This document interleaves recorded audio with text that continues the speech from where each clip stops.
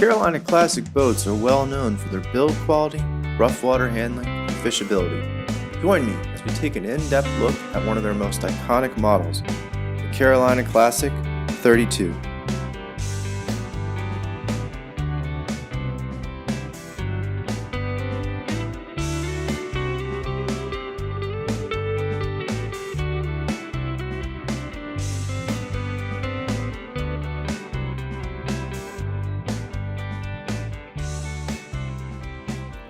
Before we jump into our discussion of the 32, I want to make sure viewers understand what happened to Carolina Classic.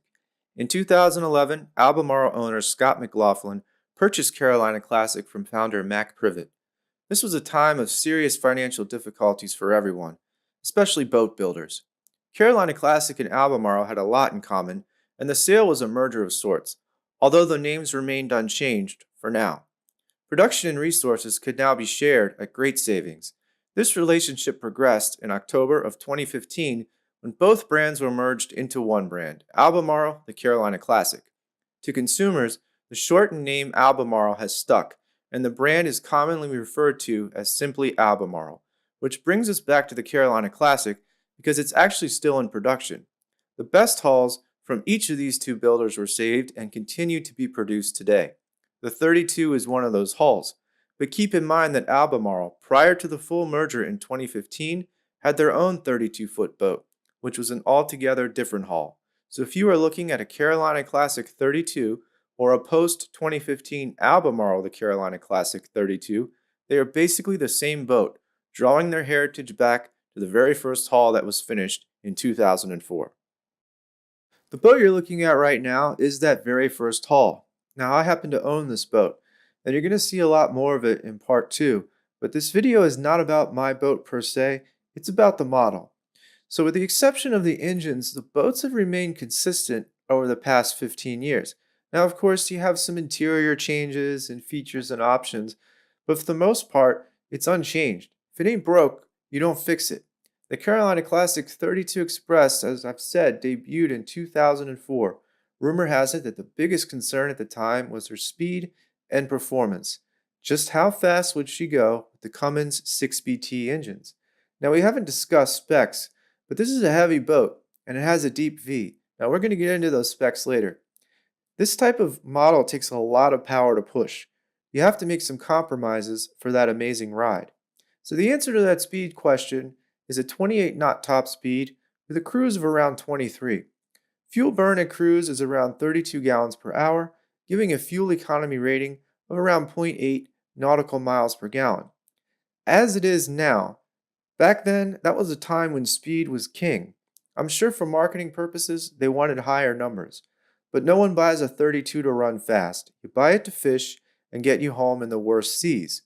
While the very first hulls had the 6BT engines, Carolina Classic tried and offered many other engine choices, Volvo and Yanmar, just to name a couple. And they finally seem to settle on the Cummins QSB iterations, although if you're ordering a boat, they'll put whatever engine you want in it. Now the QSB was debuted by Cummins in August of 2005, and this engine in my opinion is the best engine for the 32 in terms of reliability, power, ease of maintenance, and parts cost. The higher horsepower QSB engines, with their more modern design, including electronic fuel injection, improve cruise speed by a few knots over the 6BT, get similar gallons per hour figures, and are also much quieter. Now the 32 is essentially a smaller version of the Carolina Classic 35. Now the 35 came before the 32. The 32 has a deep V with a 20-degree dead rise. The beam is 13 feet, and the draft is 3 feet 6 inches. Cockpit space is 80 square feet.